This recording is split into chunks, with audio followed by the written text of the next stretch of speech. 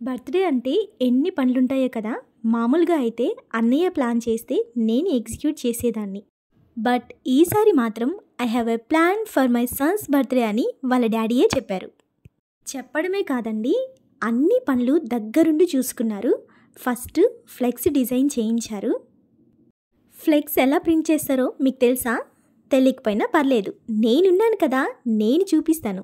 ఇదే flex print చేసే machine. ఇక్కడ ఒక షీట్ పెడతారు. చూసారా ఎలా ప్రింట్ చేస్తుందో? కాకపోతే ఇక్కడ కెమికల్ స్మెల్ భయంకరంగా వస్తుందండి. అందుకే నైసీకి మాస్క్ లాగా కర్చీఫ్ కట్టాం. నెక్స్ట్ కేక్ ఆర్డర్ ఇవ్వడానికి వెళ్ళామండి. నైసీ అయితే కార్ లాంటి కేకే కావాలని పట్టుపట్టాడు. నాకైతే కేక్ చాలా బాగా నచ్చింది. అంతేకాదండోయ్, ఇంటిని క్లీన్ చేసే విషయంలో కూడా ఆయనే చూసుకున్నారు. కేక్ కట్ చేసే వ్యూ చాలా బాగా రావాలని తుడిచిందే తుడిచి నీట్గా సర్దుకున్నారు. బర్త్డే సెలబ్రేషన్స్ కంటే ఎంతో ఆనందాన్నిచ్చే ఇలాంటి విలువైన విషయాలను మన పిల్లలకి నేర్పించడం చాలా ముఖ్యం.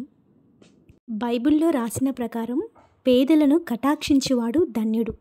ఇంత ధన్యత దేవుడు మాకిచ్చినందుకు దేవునికే వేలాది స్తోత్రం. ఎందుకంటే మనకిచ్చాడు కాబట్టి మనం ఇవ్వగలుగుతున్నాం. పేదలని ఆదరించండి, ఆకలితో ఉన్నవారికి అన్నం పెట్టండి అని దేవుడే చెప్పాడండి.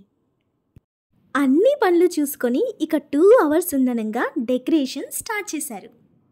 వాళ్ళ డాడీ బెలూన్స్ బ్లో చేస్తుంటే అవి ఎక్కడ పగిలిపోతాయని నైసీ భయపడుతున్నాడు. ఆ భయాన్ని ఇంకా ఎక్కువ చేస్తూ ఈయన కావాలని పగలగొడుతున్నాడు. ఇలా సరదాగా ఆడుకుంటూ వర్క్ చేస్తే వర్క్ సింపుల్గా కంప్లీట్ అయిపోతుంది. నైసీ భయాన్ని పోగొట్టడానికి ఈసారి బెలూన్ని నువ్వే బ్లో చేయాలని వాళ్ళ డాడీ చెప్పినప్పుడు ట్రై చేసిన నైసీ మిషన్ సక్సెస్ఫుల్గా ఫెయిల్ అయింది. పాపం మా వారొక్కరే ఈ బెలూన్స్ అన్నీ బ్లో చేశారండి. ఇప్పుడు టై చేస్తున్నారు డెకరేషన్ కోసం. మా మమ్మీ హెల్ప్ చేస్తున్నారు.